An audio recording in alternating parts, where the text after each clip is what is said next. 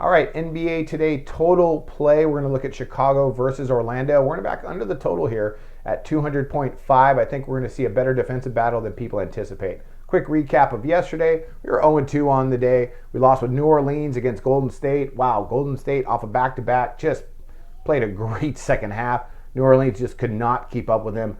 Absolutely no defense at all, and that you can expect that from an Alvin Gentry type of team. And in order for them to compete in the West, they're going to have to play better defense. And it's going to be interesting to see how that develops. I don't know if his style of coaching fits the personnel they have.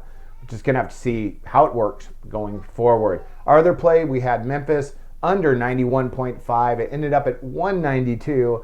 But I noticed that it was at 192 and a half before tip-off at most places, so hopefully you got them at that number. As for me, I got to count it as a loss. Still, overall for NBA season, we are up just a little bit, so let's go ahead and push forward with today. Under the total, Chicago and Orlando. First, let's talk about the Magic. So far this season, they're allowing 111.5 points per game, 40.8% shooting from the field, and 28.8% shooting from distance. So not tremendous offensively, especially percentage-wise. Those are skewed because of that double overtime game with the Thunder. And they have trouble scoring. I think they're just still young, with Peyton, and Oladipo should be coming into his own, but Aaron Gordon, I'm a big proponent of Vucevic. I'm a big fan of his, but still, they're just young, and I think head coach Scott Skiles is going to have to keep molding them. And I expect this team, if they keep all their pieces together, to compete next year. I think they're about a year, maybe two away, but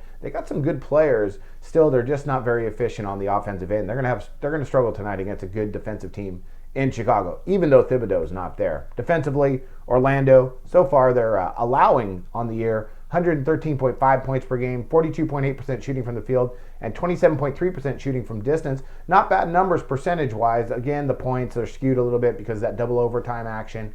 But I think Skiles, as their head coach, is going to help them to focus on defense. Chicago, on the year, they're averaging 102 points per game, 45.4% shooting from the field, and 40.6% shooting from beyond the arc. Now, those numbers are a little bit skewed points-wise because of their overtime against Detroit, just a little bit. But still, percentage-wise, they're not setting the world on fire. They got some good guys. They have a good team with Rose and Gasol and Butler. I mean, they have a good core of guys.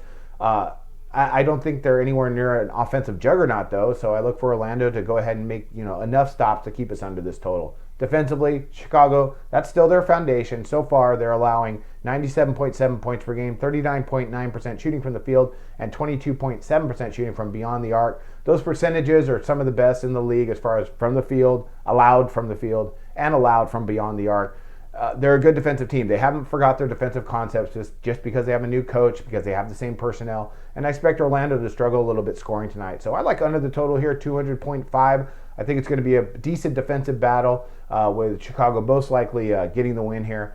Still, I don't think it's going to go over that 200. I like for under this total here.